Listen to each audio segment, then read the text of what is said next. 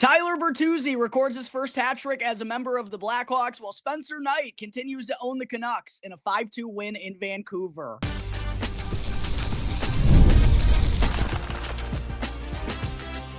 You're Locked On Blackhawks, your daily podcast on the Chicago Blackhawks, part of the Locked On Podcast Network, your team every day.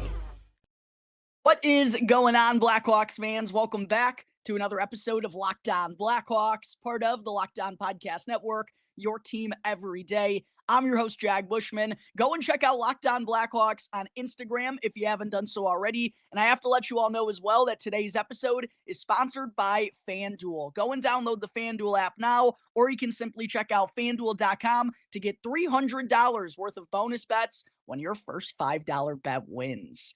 Great vibes to open up the show here today as the Blackhawks put an end to their 3-game losing streak and finally find a way to beat the Vancouver Canucks for the first time in nearly 4 years with an offensive explosion in the third period. A 5-2 character win for the Blackhawks last night in Vancouver with all 5 of their goals coming in the third period. It's their first win against the Canucks since November 21st, 2021. One they find a way to pull out despite not having their best stuff early. They get a massive 2 points to kind of settle things down here on this long road trip. But you know how they got to the third period still having a chance to win? It was solely because of Spencer Knight in between the pipes. Tyler Bertuzzi was the number one star of the game and stole the show in the third with a hat trick, but it was Knight who made it all happen with some stellar play in the opening 2 periods. The Blackhawks gave up far too many scoring chances for their liking in the first 2 periods, particularly in the middle frame, which, continues to give them fits. But Knight was sensational to stop them all. He racked up 35 saves combined in the first and second periods. Looked like he was well on his way to posting a new career high in that category before the Blackhawks kind of got their stuff together there in the third. But it was incredible to see how Knight remained calm, cool, collected, and poised in the face of adversity, despite the Blackhawks having one of their worst periods of the season. And that's saying something considering how poor the second periods have been over their last 9 games. Vancouver led 19-6 in scoring chances and 12-2 in high danger chances in the second period alone in all situations. But the Blackhawks still had life going into the third thanks to their goaltender. And for the game, Knight ended up stopping 43 of 45 shots faced. Those 43 stops are tied for third most by a goaltender so far this season. Also had right around 3 goals above expected, depending on which website you go and look at. 25 slot saves on the night as well, which is tied for the most by a goalie this year too. He continues to have the Vancouver Canucks number, moving to 3-0-1 with a 1.44 GAA and 957 save percentage in 4 contests against the Canucks. Had Bertuzzi not gone and potted a hat trick in the third period, Knight absolutely would have been the number one star of the game. He was very crucial in the Blackhawks being able to go and do what they did in the third period. And overall, I love to see the Blackhawks come out of that second intermission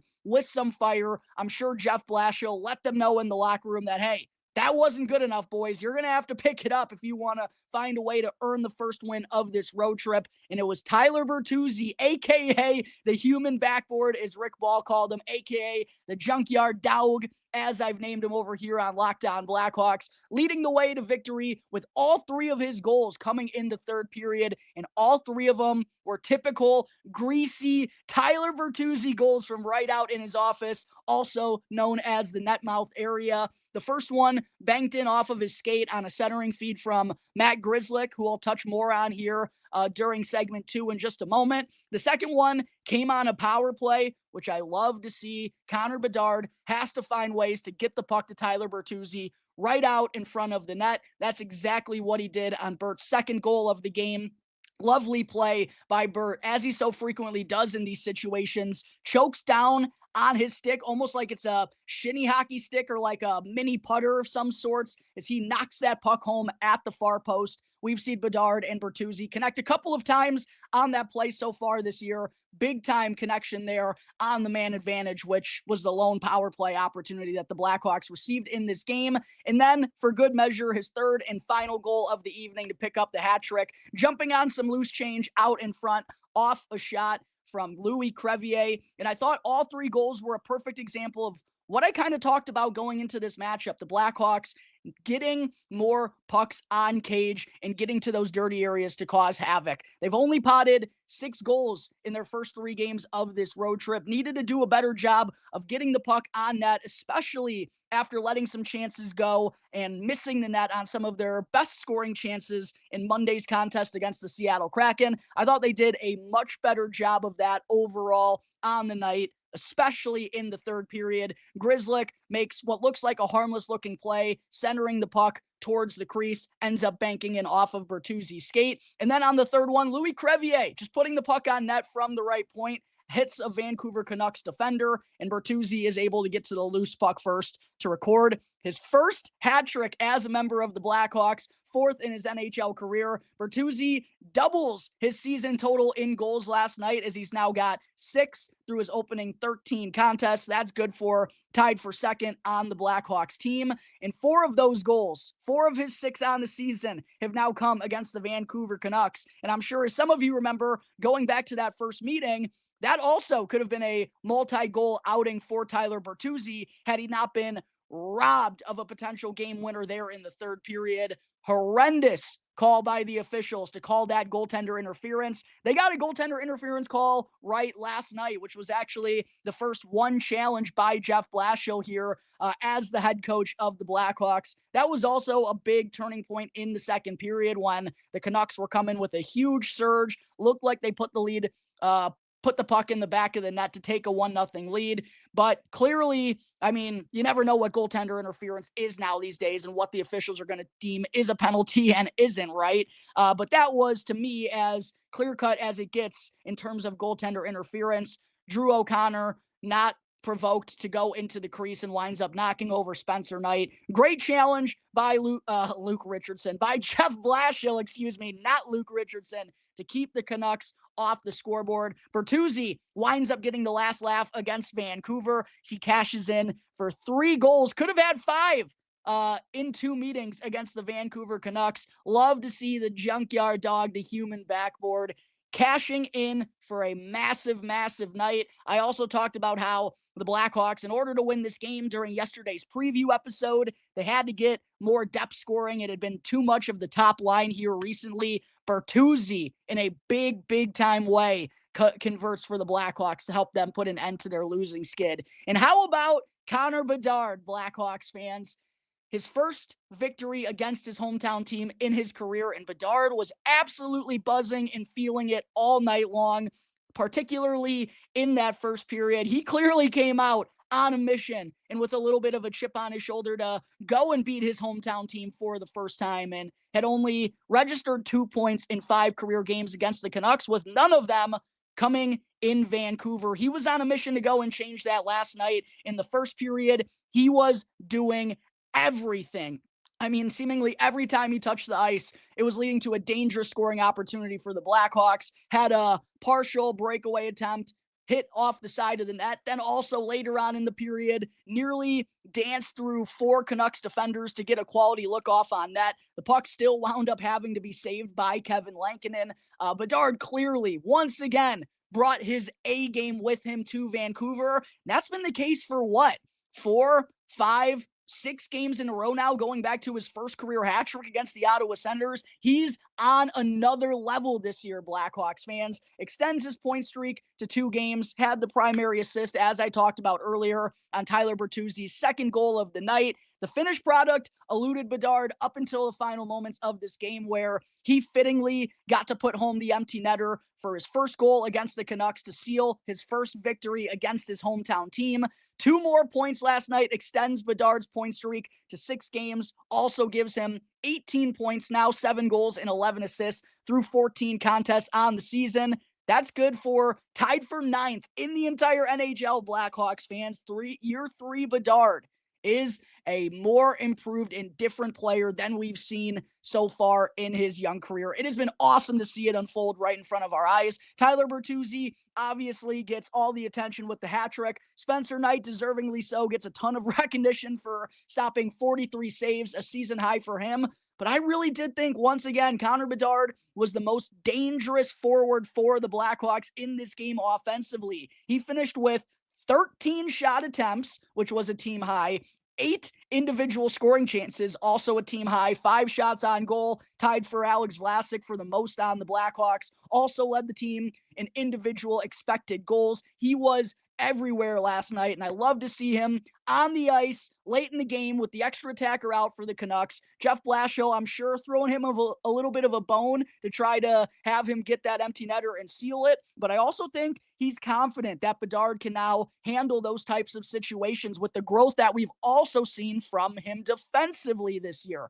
And I thought he did a really good job last night. A couple of times, Quinn Hughes wheeled and had a nice spinorama in the offensive zone. Bedard did a really good job of staying in front of him to take away the shooting lane. I also thought his back check was really aggressive, and he was hounding opposing puck carriers all night long in multiple different areas. Connor Bedard once again impressed me last night, continues to find ways to regularly get up on the stat sheet, and he was clearly playing with a chip on his shoulder in his hometown last night to help the Blackhawks put an end to their 3-game losing streak on the road, an 11-game losing streak dating back to 2021 against the Vancouver Canucks. All right, there are my quick thoughts from the Blackhawks. Big time 5-2 win in Vancouver to get into the W column for the first time during this road trip. Coming up in just a moment here, Blackhawks fans, I'll get into some other key takeaways from last night at Rogers Arena, including some thoughts on Adam Levshinov and Oliver Moore.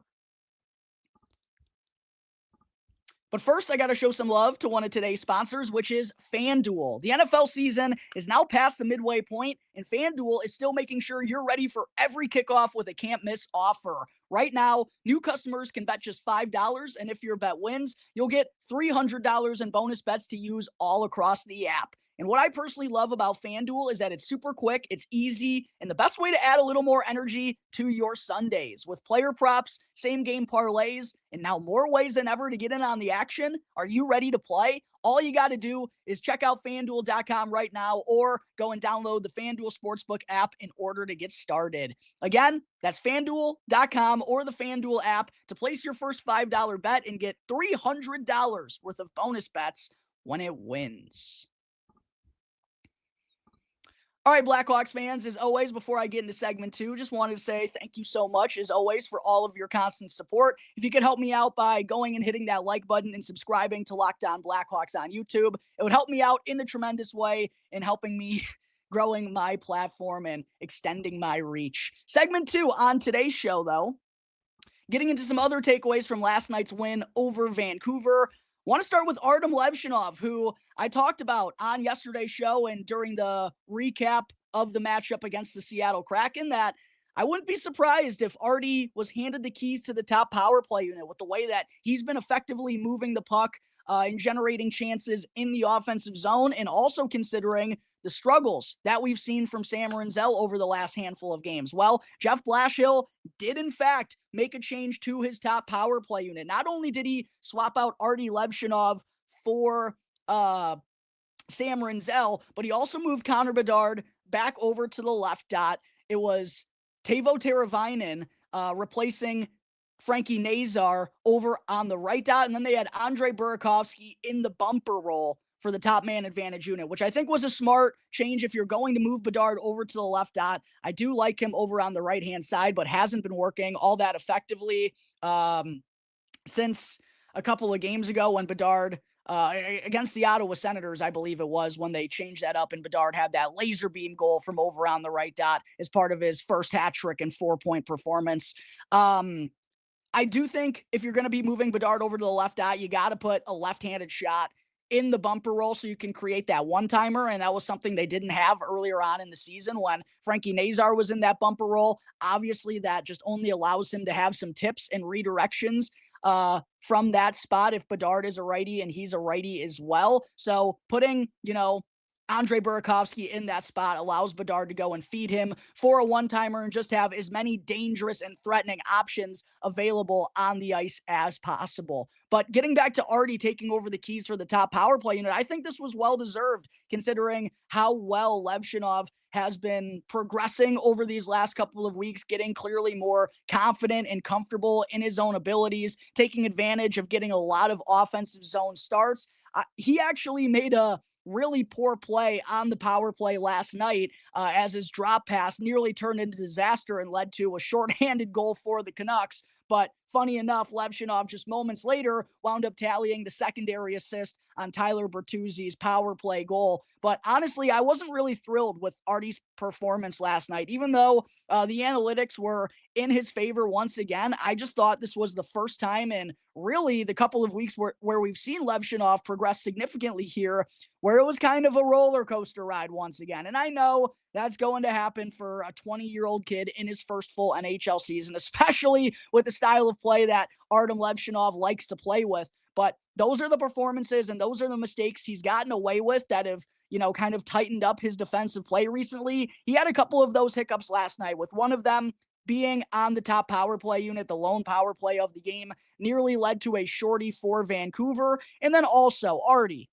when you're up 4-0 with 3.5 minutes to go in the third period, why are you pinching in the offensive zone, especially when your goaltender is working on a shutout and was the reason you guys were able to but go and post 5 goals like you did in the third period? It was all because of Spencer Knight. There just needs to be better recognition from Artie Levshunov. This was a clear mistake from a young player. Goes and pinches in the offensive zone when there's no need for him to whatsoever. At that point in the game, you should not be making mistakes to try and give your opponent any life or any momentum whatsoever. And it actually, nearly backfired even worse for the Blackhawks, as after Atu Ratu beat Spencer Knight for the first time in the game on a 2-on-1 rush following Levshunov's pinch, just like 20-30 seconds later, Evander Kane was then able to beat Spencer Knight as well and cut the Canucks deficit to 4-2 with just under 2 minutes to play. Because of Artie Levshunov's poor decision-making, that allowed, the door to be opened up, even if it was still going to be a long shot for the Canucks to come back. Artie Levshunov gave them a chance because of a poor mistake that he made in the offensive zone, one that definitely he has to learn from moving forward. Didn't do his team a favor there and didn't do his goaltender a favor as well in helping him get his first shutout as a member of the Blackhawks, which he absolutely deserved for the way that he was standing on his head last night. So a little bit of a hiccupy performance from Artie Levshunov. Hopefully he'll be able to tighten that up once again and get back to a little bit more of a structured style of play, which kind of bucks the way he likes to go about things. But I think that's how he has to operate in order to have success right here, right now, as a 20-year-old defenseman on the defensive side of things. Also, I mentioned the depth scoring during yesterday's preview episode and how that needed to come out in order for the Blackhawks to snap their losing skid. Well, not only did Tyler Bertuzzi pot 3 goals, but we also saw the third line cash in last night with Mikheyev striking against his former team for the 4th goal of the season. And just a reminder, Blackhawks fans, how incredible of a trade that was by general manager Kyle Davidson. Mikheyev and a 2nd-round pick from Vancouver for a 2027 4th-round pick, which the Blackhawks actually ended up getting back in exchange for Lucas Reichel. But the cap dumps, the cap dumps made by Vancouver, the Blackhawks have absolutely taken advantage of them in a big-time way. Ilya Mikheyev is a huge part of this team with the work ethic that he always shows and all of his defensive abilities, how well he plays on the penalty kill. And same thing with Jason Dickinson, right? That was another cap dump from Vancouver, obviously injured right now on injured reserve, but has been a huge third-line center and truly one of the most underappreciated defensive forwards in all of the league. He's turned out to be a huge, culture piece in what the Blackhawks are establishing right here as one of the elder statesmen. And then I know it wasn't with the Canucks, but Andre Burakovsky, another cap dump made by Seattle that Kyle Davidson has taken advantage of. And Burakovsky continues to be a huge part of what the Blackhawks are doing so far this year. Didn't wind up with a point last night to extend his point streak, but I thought he did a lot of good things along with Bedard once again. Also had a couple phenomenal back checks in this game to prevent the Canucks from getting off a couple of quality scoring opportunities. But while Burakovsky wasn't able to extend his point streak, the slack got picked up from Tyler Bertuzzi and the Blackhawks third line. Mikheyev finds the back of the net, which actually wound up being the game-winning goal against his former team. And how about Oliver Moore with the secondary assist for his first NHL point of the year? It was an example of just a great hustle and effort play by the third line. Ilya Mikheyev gets in on the forecheck to force the Canucks into a turnover. Then Oliver Moore grinded hard down low to go in, get that puck out, back out in front. Donato gets a little bit of a piece of it, and then Mikheyev is able to put it past Kevin Lankinen to make it 4-0. Donato also ended up with 2 assists on the night, which was great to see from him, as he was pointless in 4 of his last 5 games. He now has a point in each of his last 3 contests against the Vancouver Canucks. Huge game from the third line. I was really impressed with what I saw from them. Oliver Moore continues to look like a bona fide NHL player. That third line led 12-7 in shot attempts, 6-2 in scoring chances, 5-1 in HD chances, and 1-0 in goals for at even strength, with an expected goals for of 76.15. When your checking line, when your third line is putting up offensive numbers like that, usually you're in for a good night, and that's what happened last night. Huge in shutting down the most dangerous Canucks forwards, which, as I mentioned in the preview episode, usually are racking up points against the Blackhawks. And then how about the old dogs on the back end, Blackhawks fans? Connor Murphy and Matt Grzelcyk had one of their best games together last night. I thought they each picked up their 3rd assist of the season on Bertuzzi's opening goal. And with Grzelcyk on the ice, who continues to just be a plus monster. He was +1 once again last night, and the Hawks led 21-13 in shot attempts, 13-7 in scoring chances, and 9-5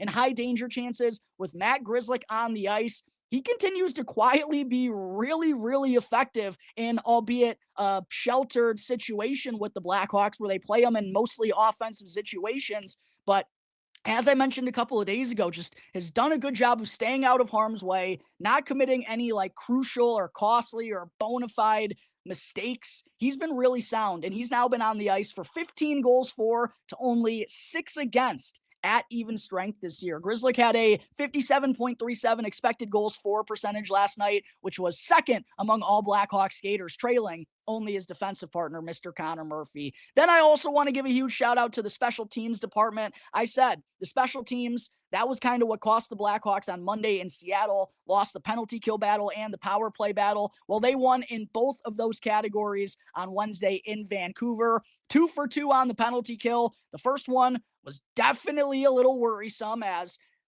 Spencer Knight had to bail him out a few times. The second penalty kill, I thought, kind of settled the Blackhawks down at the midway point of the game when the Canucks were surging really hard, and kind of allowed them to reset and find their senses once again. Really good second and final penalty kill of the night. And then the power play. They only got 1 opportunity in this game. The referees were swallowing their whistles. Connor Bedard, couldn't get a call whatsoever. And then, of course, heads off to the sin bin for a holding the stick penalty. He definitely could have drawn probably 2 power plays in this game, but the officials just weren't doing him any favors. But love to see the Blackhawks find a way to convert and win the special teams battle last night. That was huge in them putting an end to their current losing streak. And then last but certainly not least, want to bring up Sam Rinzel, who I talked about a moment ago, with Artie Levshinov being handed the keys to the top power play unit, and probably expect that to be the case again on Friday in Calgary. Rinzel played only 16 minutes and 7 seconds last night. Only Louis Crevier and Connor Murphy played less among Blackhawks defensemen, and that's the 4th time in the last 5 games that Rinzel has played less than 18 minutes. So I think Blashill is kind of recognizing that, the top pairing role, 20, 21, 22 minutes a game right now is just a little bit too much for Sam Rinzel to handle, and they're starting to shelter him a little bit more, given his issues with turning the puck over and not being the best defensively over these last recent games. 4 out of the last 5, he's now played fewer than 18 minutes. So, yeah, Blashill starting to understand that He's got to use Rinzel a little bit more strategically with the way he's kind of fighting the puck right now. Definitely helps when you have 7 defensemen in the lineup and Artie Levshinov is starting to play better and better. Louis Crevier, you feel confident with what he's doing. Crevier, by the way, tallied an assist last night and was the lone Blackhawks defenseman to finish with a +2 rating. I just continue to be impressed by the former 2020 7th round selection. Sam Rinzel continues to struggle a little bit here. We'll see if he can, find a way to kind of find his game again here on the fly, which isn't very easy to do for a young kid, still only 20 years old in his first full NHL campaign. But there are all my thoughts and takeaways from a character win last night in Vancouver, one that definitely has to give the Blackhawks confidence to go and finish off the rest of this road trip. They play a Calgary Flames team on Friday that hasn't been very good so far to start the season. They could pick up 2 points and get a win in that one. All of a sudden, they're 2-2-1 through their first 5 games of the 6-game road trip. Really crucial for them to go and bounce back and get 2 points last night and finally beat this Vancouver Canucks team for the first time in nearly 4 years. Coming up in just a moment here, Blackhawks fans, I'll get into an update on Blackhawks prospect Adam Gajan. But first, I got to talk to you all about another one of today's sponsors, which is Rougiette. Let's be real. Making excuses doesn't solve anything, and we've all heard them before. It's just stress. I'm tired, or it happens to everyone sometimes. But when it comes to performance, sometimes your body just needs a little extra support, and that's where Rougiette comes in. Rougiette.com offers fast-acting, doctor-prescribed ED treatments designed to help you stop making excuses and start making moves. The process is fast, simple, and private, and it's all handled by real doctors. So go and visit rugiet.com/LockedOnNHL to get 15% off on your first order. Again, that's Rougiette.com, RUGIET/LockedOnNHL in all caps. And don't forget to use our code LockedOnNHL in all caps so they know exactly who sent you. Rougiette. Stop making excuses and start making moves.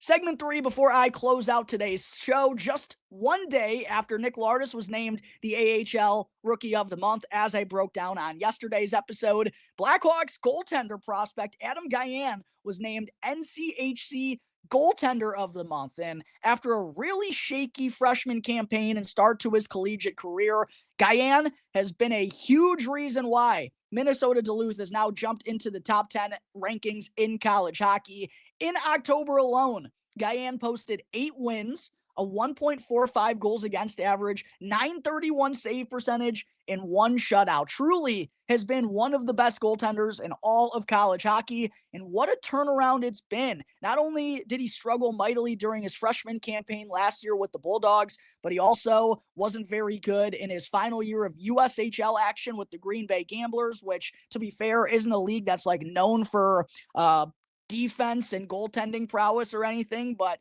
2 real bumpy years in a row for Gajan after being the first goaltender off the board in 2023. And with the way, Jacob Fowler has developed these last couple of years, Michael Harabel in college hockey. I know there are a lot of Blackhawks fans who were frustrated behind the decision to draft Gajan and select him over those other guys. But this is why you got to remain patient and you never quit on young goaltenders because of this type of turnaround from Gajan, who, by the way, is still only 21 years old, still so young and so raw in terms of his development for a goaltender.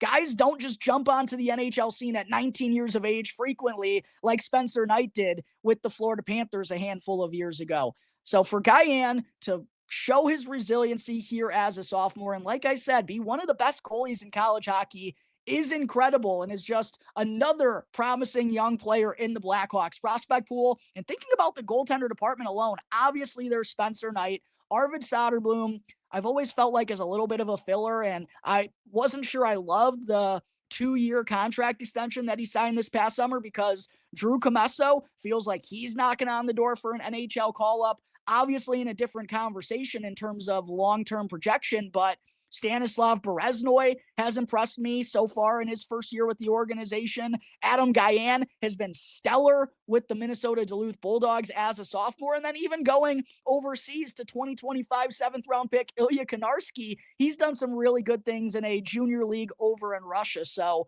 Offense, defense, goaltending, the Blackhawks have it all in their prospect pool. Continues to be an exciting time to be a fan of this Blackhawks squad. Adam Gajan, big reason behind Minnesota-Duluth's success so far this year. Hopefully he can keep that up as he's backstopped them to being one of the top teams in the entire country. All right, that is going to wrap up today's episode of Locked On Blackhawks, everyone. Just want to say thank you for making the show your very first listen here to start off your day. For your second listen, go and check out the new Locked On NHL Game Night. Every game, every night, up until a Stanley Cup champion is crowned. Check out NHL Game Night on Locked On NHL, which is available on YouTube or wherever you may be listening to your podcasts. As always, Blackhawks fans, subscribe to Locked On Blackhawks on YouTube. Follow Locked On Blackhawks for free wherever you may be listening to your podcasts. That way, you don't miss out on any of the latest episodes as soon as they are available. Until next time, everyone, enjoy the rest of your Thursdays. I'll see you next time on the Locked On Blackhawks podcast, part of the Locked On Podcast Network, your team every day.